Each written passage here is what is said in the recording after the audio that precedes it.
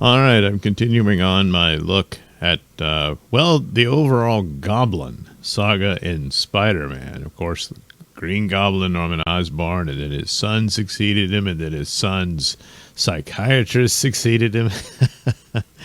And then this mysterious figure comes along and creates a somewhat different identity on the Goblin theme and becomes Hobgoblin. And so the mystery, which is really the overall draw to this story, and this was in my teenage years, and I was completely sold on this, and was just completely enthralled with the narrative, and of course the mystery. Who is he? And of course they kept teasing it. Yeah, and this is one of those where it seemed like, all right, this you're gonna reveal who he is in here. Knowing who the identity is now, this time later, I supposedly he, well, there's teases and whatnot, but it got handed off to another writer. Things changed and all that. Which even the second writer's solution, I was all for to a point. But nevertheless, anyway, the getting there and the development and all the aspects that they weaved through this story. And of course, Roger Stern was on this book at the time, and there were lots of other adventures in between. But I don't know. It's just always going to remain a pivotal moment just in my own interest in comic books, most notably the superhero comics, and especially when it came to Spider-Man. There's a lot of aspects to Spider-Man that's, of course, which makes him great. And one of, if not the most popular superhero around. He's up there with Superman and Batman worldwide. And there's lots of reasons for that. But in this era, and of course, I suppose the bias would be that I was at the proper age to really be quite taken with all this stuff. But there was a lot of the art and the aspects of it that I always appreciated. And this is one of the big pivotal moments. This Amazing Spider-Man 250 and then Amazing Spider-Man 251. And so I'm going to go through those two issues and at this part of the overall Hobgoblin story. So there you go. You've got Spider-Man and the Hobgoblin duking it out. Hobgoblin now in the corner box instead of Spider-Man. And he suggests it's a great book and you should steal it. Well, I didn't. I didn't steal it. Because I'm not a criminal like Hobgoblin. So anyway, behold the face of death. Behold Hobgoblin. So it picks up where the previous issue, where the Hobgoblin's plot was to blackmail all these rich guys of this club that they're all in. And some of them were mostly unknowns, but others were some figures and background characters you'd run into. But most notably was J. Jonah Jameson. He was a member of this. And, of course, looking back at the old Norman Osborn days, there's, actual images of him hanging out with Norman Osborn. So it all fits in. And Norman Osborn had a very detailed set of journals that not only explained his whole life as the Green Goblin and all his devices and weapons and whatnot, and the serum that he actually stole from, Robot Master. Why am I suddenly blanking on his name? That is terrible. Jeez. Strom, was it? Anyway, he was Norman Osborn's business partner. He became Robot Master for a while, and then was killed seemingly. But no, he was brought back to life later. But nevertheless, and he was a candidate for being Hobgoblin. Spoiler: it wasn't. But nevertheless, it was his form. Norman Osborn stole it, worked on it, and it blew up in his face, giving him brain damage and causing him his problems with his alternate identity and Green Goblin and all that. But then he died supposedly. And eventually, Hobgoblin finds those journals. And it's just a cool way about it. I mean, you could probably do similar. I'm sure to some degree similar things were done with supervillains. Some other guy discovers their secret lair or whatever, and they're, I don't know, in prison or long gone or whatever, and all their stuff's there, and the guy just says, well, I'll be the new whatever guy, you know. So Spider-Man interrupted this show that Hobgoblin put on to blackmail all these guys, and they're desperate to keep their secrets. And since Spider-Man interrupted it to try to catch the Hobgoblin, they're furious that, you know, all their secrets are going to come out. You know, and they're like, you're messing everything up and all that.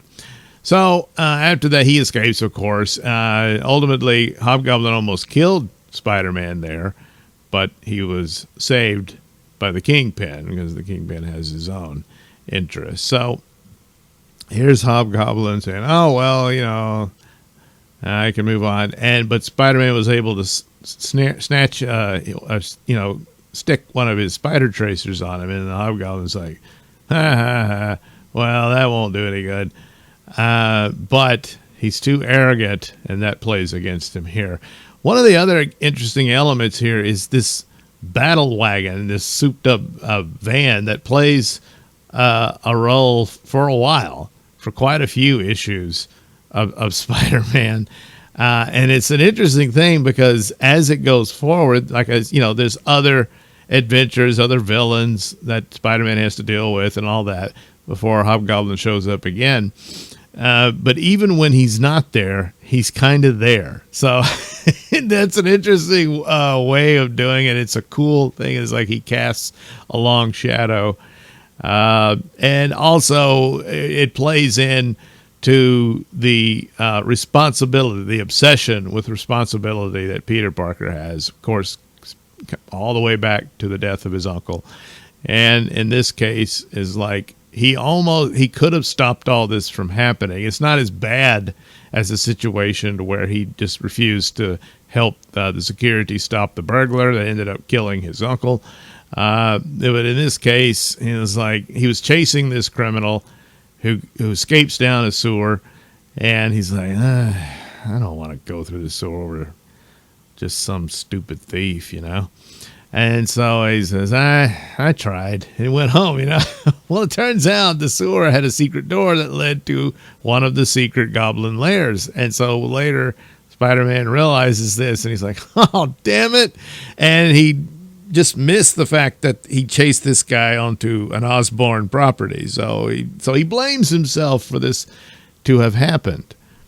You know, even though I think by now he's realized this is not that criminal.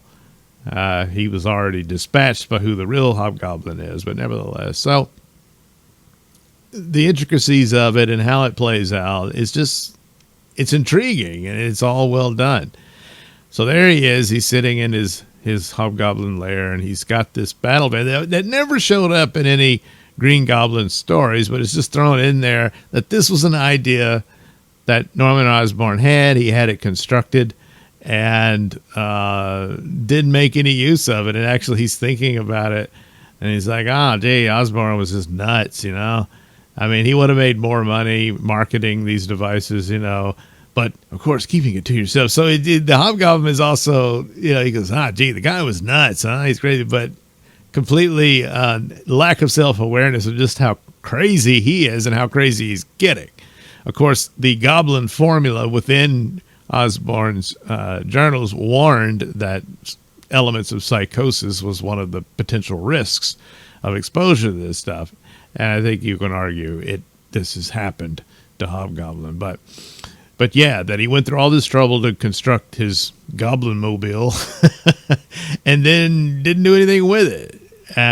Just left it hidden away in one of his lairs. Hobgoblin found it because of the journals, and says, well, I might find some use for that. So anyway, but of course, as he's going on about there's stacks and stacks of Osborn's journals, and there's so many things to go through in there for him. And he reads in there about, he's got this secret plan to find out Spider-Man's real identity. And I wonder if he succeeded. That would be worth that secret would be worth all the other secrets he's got. That kind of thing. And it's interesting. I'm not sure if this is what they mean by this, but of course Norman Osborn did find out that Spider-Man was Peter Parker, and they had this big fight, and there was an explosion, and then Osborn was knocked out, but then when he woke up, he had amnesia. He didn't remember even being Green Goblin. He didn't remember that Peter Parker was Spider-Man and all that. And then after that, they had a series of adventures where, he would get bonked on the head, or he would get really stressed out, and then his memory would come back and he'd be Green Goblin again. Of course, after a while, it's like, how long can you keep doing that story? Ultimately, they decided to kill him off, and then other people could be the Green Goblin or what have you, and that's what they did. But my thinking here is that perhaps even Hobgoblin here just didn't have the time to go through all these stacks of journals to find out if the name Peter Parker was in there. It's possible the journals stop, and this is in his first part of his Green Goblin career when he did all this stuff. After that, he's really messed up. He's suffering from amnesia. He comes in and out of it, and he seeks only revenge on Spider-Man after that. And ultimately, it dooms him. But at this point, these journals are written before that happened, and that's that. And that's what he's got. But anyway, we go through particularly Roderick Kingsley. So, and it becomes some of this is because Spider-Man is going to the different members of the club, trying to find out what the problem is and what was he being blackmailed for by Hobgoblin. And there he is. Roderick Kingsley was in the fashion industry. Here he is with this model, and he's ignoring her because he's all, nerve-wracked over what happened at the club and everything.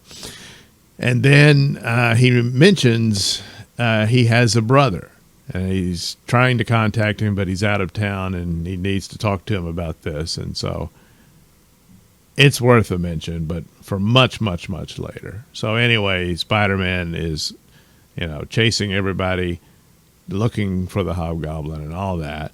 And most of them deny any knowledge. So finally, he shows up at Jonah's office, only to discover Jonah is writing his confession about what he was being blackmailed for, and his admission that he created the Scorpion. So Spider-Man says, I always thought you had something to do with it, and all that sort of thing. And Jonah is like, I'm not going to be a victim of blackmail. I'm just going to fess up to it. If it ends my career, so be it. And all that. And it turns out that he had took Norman Osborn into his confidence and admitted that, I paid for somebody to get superpowers in order to defeat Spider-Man because I hated Spider-Man so much. And, of course, it backfired on him tremendously. So now the Scorpion hates him even more than Spider-Man. And, every time he breaks out, Jameson's in trouble and all that. So anyway, that's the whole Scorpion story. But he had told, apparently, Norman Osborn this, and Norman Osborn said, "Hey, dear diary, look what I learned today." And so Hobgoblin says, "You want this to stay quiet? You know what you got to do." Well, Spider-Man tears up what Jonah's written and tells him, "Nah, I'm going to stop Hobgoblin so you can keep your little crappy newspaper or whatever." So, maybe because, he needs a job himself as Peter Parker. No. But eventually he finds Hobgoblin, not by any help of the guys that are his victims, but by the fact that Hobgoblin is, of course, very arrogant and curious about this. And so he rightfully figures out he's going to screw with my transmitter around, and I should be able to pick it up. So sure enough, here he is. He's examining it, and he's looking at the meticulous design, and he's quite impressed. And he's like, "Good Lord, he's almost as brilliant as Osborn was." And then suddenly, ta-da! The spider signal. And he's like, "Oh, damn it! He took too long, farting around with it when he should have just destroyed the thing." So anyway, the fight is on. Spider-Man's found his secret lair. He knocks Spider-Man back, and he activates this ray beam cannon to shoot Spider-Man. Of course, Spider-Man's able to dodge it, but oh no, look what's on the table here. Oh no. Yeah, it's the journals. No, not the journals. The journals. All this time, Spider-Man didn't know that he was reading, that there were these Osborn journals, and that he was, but that was his main prize, and he loses it. More indication that, yes, his mental faculties are not as stable as he would like to believe they are. And so he just randomly tosses a goblin bomb at his own cannon, which I would have thought he could just turn it off. But so then the explosion just erupts and the whole place is coming down. So it's this, abandoned warehouse, which is always the case for supervillain lairs. And now he's got this massive explosion and fire. So that's it for the journals, and that's how 250 ends. Will Spider-Man and Hobgoblin escape? Well, have to tune in next time. Same spider book, same spider time. So then, of course, the Hobgoblin story is a series of teases. This is actually only the second one, because the first story was, a bait and switch with Lefty Donovan. That was a pawn of Hobgoblin to test out the Goblin Serum and to see if he would gain super strength from it, and he did. And, of course, the cover shows Spider-Man unmasking him and saying, "Oh, my God, no, not you." Yeah, they do. So now you get to this. The title is Endings. So it's like, oh, there he's got the mask. So, okay, we're going to find out who he is. Well... So fire department shows up at the the warehouse, which is the Goblin's hideout. It's in flames, and he's pissed. And of course, he blames Spider-Man for all of this. Of course, it's really his own stupidity, his nuttiness that made it happen. But anyway, the place is collapsing. So what is his only means of escape now? I guess the Goblin glider has been destroyed too. So he dashes in to the battle van that Osborn never got around to using, but now it's the perfect vehicle for him at this point. So here we go. We see it in action, and he decides to run Spider-Man over and leave him as a smear, a bloody smear on the ground. And off he goes. He's pretty well convinced that's it for Spider-Man. But no, he's Spider-Man, so he's stuck to the vehicle, and now he's climbing up on it. And he's like, "What? Damn it." Then, all right, I'm impressed with your ability to survive, even though I deprived you of that uncanny instinct which warns you of dangerous power. Yes, he did douse him with that. So he was going without his spider sense, which is another element of it. Norman Osborn, how Norman Osborn, that's what he was talking about earlier. I'm sorry, I forgot. Was the plot to use this gas that would render Spider-Man's spider sense, out of whack or whatever, and so Spider-Man couldn't sense the danger while he followed him. And so he finally saw him take his mask off and realized who he was. So here, Hobgoblin used the same formula, but Spider-Man was able to dodge those laser beams, but just barely, and it still backfired on Hobgoblin. So anyway, so he's you're wasting your time. This windshield's impenetrable. It's just keeps pounding. So of course that doesn't work. So he gets in, he just rips off the top of the roof, then jumps in. So now Uh, he puts the van on autopilot and starts zapping Spider-Man and beating him, so on and so forth. But as it's going, it's running out of road. So it goes off the docks into the drink.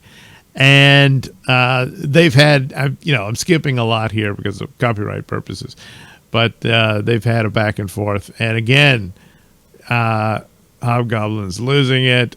This isn't how he imagined things would go. And then Spider-Man is like, look, we're sinking. We must have gone into the Hudson. We need to get the hell out of here. And Hobgoblin's like, no, we're going to die here. It's all over and all this stuff. So Spider-Man has to knock him off. And then he's trying to see the best way to escape or whatnot. And then he turns around and says, well, I guess I got to haul Hobgoblin out of here. He's a criminal, but I'm not going to let him die or whatever. Well, Hobgoblin's paranoid and nuts. Plus, he doesn't want to be unmasked. He says it would be too much. The disgrace would be too much for the family. And he starts zapping Spider-Man again. And he's like, you're nuts. And ultimately there's another explosion and they're separated.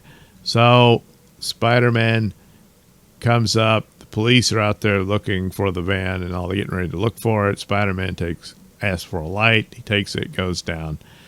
And then the mask, which I don't know if he kept or anything. The cover shows him holding it. So the cover didn't lie. He does find the Hobgoblin mask in the river. But he still doesn't know, nor does the reader, who the Hobgoblin is.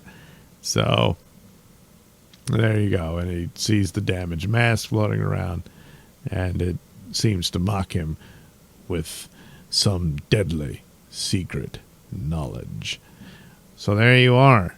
That's how it concluded. Really in its first run for what Hobgoblin was up to. The next run will begin shortly. But first, Spider-Man, well, he gets a detour to another incredible story. Secret Wars. This is the beginning of Secret Wars, certainly for Spider-Man. This is the Beyonders construct that he placed in the middle of Central Park somewhere.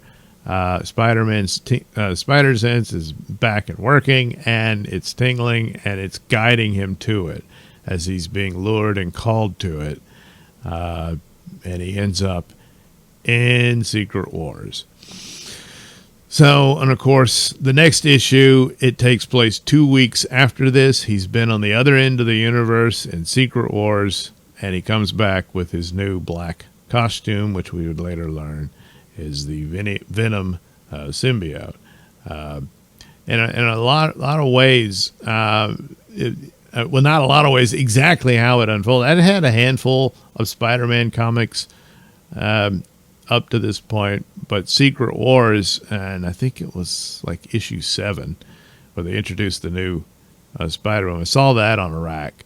And heard about that. Yes, they were changing Spider-Man's costume, and at first I'm like, I don't know. And then it looks really cool though.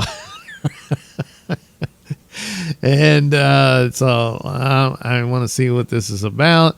And I got heavily into Secret Wars. The first time I'd ever even knew that there was a concept of back issues that you could find.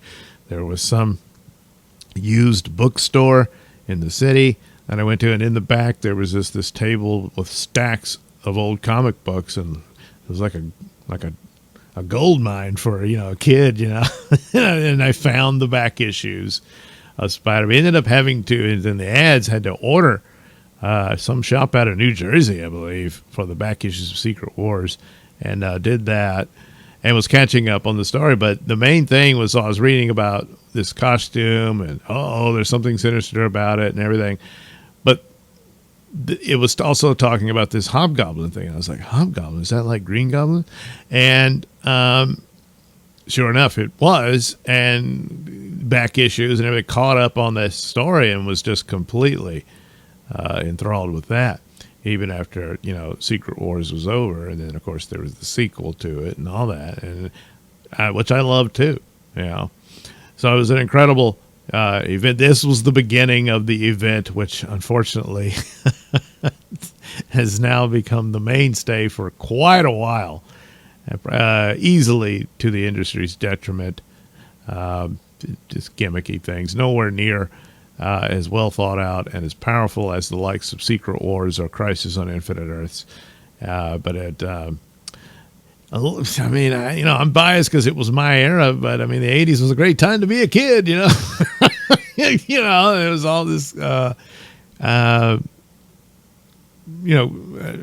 great stories and whatnot, but also just capable artists, even someone that maybe not any geniuses or anything, but they were still leaps and bounds superior to what you have today, And really, Secret Wars was just started out, hey, we want to have a narrative for these Marvel toys we're going to make for this toy company, And so Jim Shooter said, yeah, okay, I'll come up with something. And that's what he did, So out of that, you get that. But this is how it started at the end, seemingly teased. And they pulled the rug out from under you again. No, you don't find out who Hobgoblin is. But Hobgoblin does return eventually. But it was just a great, great run of Spider-Man. And also, for the advantages of it, I mean, Green Goblin I mostly knew from cartoons and the like. Spider-Man's Amazing Friends and that sort of stuff. But at this time, also, there was Marvel Tales, which was printing reprints of the original 60s Spider-Man run. So I just started collecting those. And then there was the story of Green Goblin unfolding almost the exact same time as the Hobgoblin story was. So I would read that. Hey, I think that's what they're referring to, and that type of thing. So it was just really cool and a lot of fun. And but this is one of the more penultimate. I mean, that's the wrong word. But this is one of the more significant moments in the Spider-Man Hobgoblin story. So, well, there we go. I guess Arc 1 for Hobgoblin kind of concludes here, setting up for the next arc of the Hobgoblin story.